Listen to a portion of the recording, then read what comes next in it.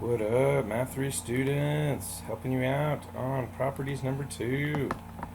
So I just want to do a little bit more help there. So just to see, so you can see kind of how these problems, work. And for example, problem number 20, you can see here that's divided by 2, divided by 2, divided by 2. And 10 and 7 and 3. So the divided by 2's will go over here in the front and will become a half, if it lets me, will become a half power. And so what happens there is that you'll then move all those to that half power. So this becomes here, which goes there. And so all these will get to the half power. So I had a hard time putting this in the multiple choice answer key.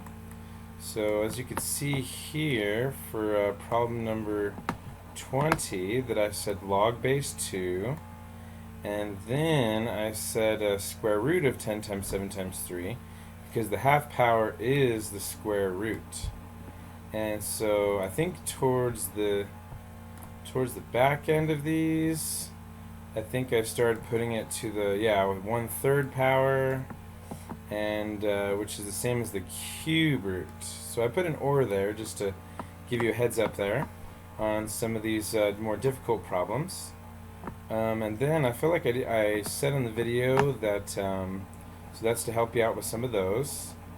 I think I said on the video that I already did problems 1, 2, 3, 4 with you, and really I hadn't because we were not in class. So I thought I'd just give you some more help there and help you out there. And so a little bit before we look at number 1 and 2, just to check your answers, make sure you're expanding them correctly, a little word from our sponsor. And you can see the full video on YouTube. I'll give that link in my email. But here's a little bit of what we did yesterday. Oh, what did you get new, Mr. Newbold? What did you get? I'm glad you asked. Oh, look, it's a mother dog with her baby ducklings, because we got ducklings. Yeah, ducklings. You being a good boy watching the ducklings? Oh, look how cute they are. We got some ducklings. Yeah, Newbolds, ducklings. Here's me feeding them. I think I'll call them Huey, Dewey, and Louie. Yeah, baby ducklings. Thanks for being a good mother, Max. Good boy, being a good mama for your duckling. So you can watch that full video. I'll give you that link there. But just to give you a taste there. Okay, so for number 1 and 2, which you might not have already figured out yet, you actually have to do some distributing first for it to make sense. So I'm distributing first. And let's see here. So that means that 5 has to be distributed with the 2, and also with the x squared, and also with the y. Okay, so you're going to have to distribute the powers. Right? Distribute the powers there. Awesome. So make sure that for number 1 and some of the other ones that you distribute those powers. Awesome. There we go. Okay, so then what would happen is we'd get log base 6, and then we would do 5 times 2 is 10, so it's going to be x to the 10th power, because when you have an exponent to an exponent, you multiply. Maybe I should say that up here. So when you have an exponent to an exponent, you multiply the powers. Awesome. Okay. So taking out that 5 is what they did there. That was condensing it. So now we're going to expand it. And so this is technically y to the first power. And so 5 times 1 is just 5. There we go. So that's kind of the first step there for expanding with number 1. And then we're also going to go ahead now next. Multiplication when you're expanding becomes addition, right? Becomes addition. So then we end up with log base 6 x to the 10th power, and then multiplication becomes addition. So we have log base 6 x to the 10th power plus log base 6 y to the 5th power. Nice. And we'd like to circle that as our answer, but last but not least, to fully expand it, we need to go ahead and move the powers in front, right? And then it'll be nice and fully expanded. When would you use this? In solving logarithms, which we're going to do next week or next time or whenever. So make sure that we learn how to expand, and then we can use this for solving stuff. Okay, so then, because sometimes you have to expand it in order to solve the logarithmic equation. So we have 10 log base 6x, because the 10 goes in front, plus, now the 5 goes in front, and then you have your log base 6y. Nice. So in order for me to put this in the multiple choice answer key, I actually had to do it like this. So I had to go like 10 log, oops, that's not it. So log, and then I actually wrote down base 6, right? And then x, and then I did plus, and then 5 times log base 6, and then y. And so that would be the matching answer in Canvas that you're looking for, since they wouldn't let me do a subscript or superscript actually in there. So that's how we do this one. Number 2, just to give you some more help here. The other video is really good, so make sure you watch the other longer video, because I go through a lot of problems on that one. So again, this one, so this is actually the, what is this called? It's called the cube root.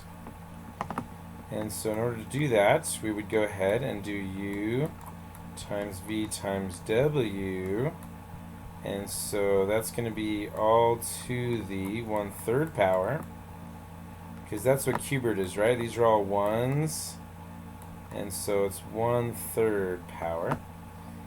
So then it's supposed to be a times symbol. Wow. So then we go ahead and put the 1/3 in front first of all. So now it's 1/3 log base 2 of u times v times w. And then last but not least, we have to expand it all the way. So all these multiplications then are going to become additions, right? You have to do a lot of writing here. Well, really you don't, because you're just matching on Canvas, some of you, if you're still at home learning. Otherwise, write this all out. So it'll be 1/3, and then we have log base 2 u plus, look, you just get to choose the multiple choice right option. But hopefully you're writing this all out too, just so you can understand it better. So 1/3 log base 2v plus 1/3 log base 2w. And so for the bases, I write the word base 2 out in the multiple choice option. And so that was for question number 2. And so if you see here, multiple choice option, I did 1/3 log base 2u plus 1/3 log base 2v plus 1/3 log base 2w for the matching answer. Cool. Okay, awesome possum. So there's the full answer there. And so also to let you know, if you have a problem that just has just a log in it, I don't know if I ever taught this to you, but I definitely will in the next one, which is solving. So first of all, let's just show you this. So ln is also known as log, you can just leave it as ln, but it's log base e is what that is. I'll talk more about that in solving, but that's actually what ln means. So ln equals, it's doing a log, but it's doing a log with just base e basically, which e is special. It's just like pi.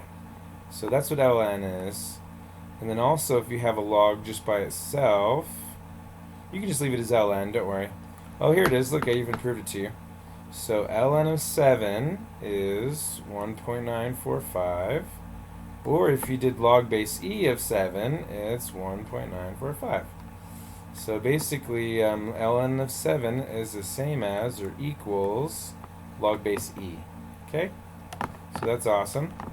Also, if you just have a log without a base, so just log 7, for example. So log 7 is the same as log base 10. And so if you don't have a base, you just have to assume 10. So let me put that in there. If you ever just see log, that means log base 10.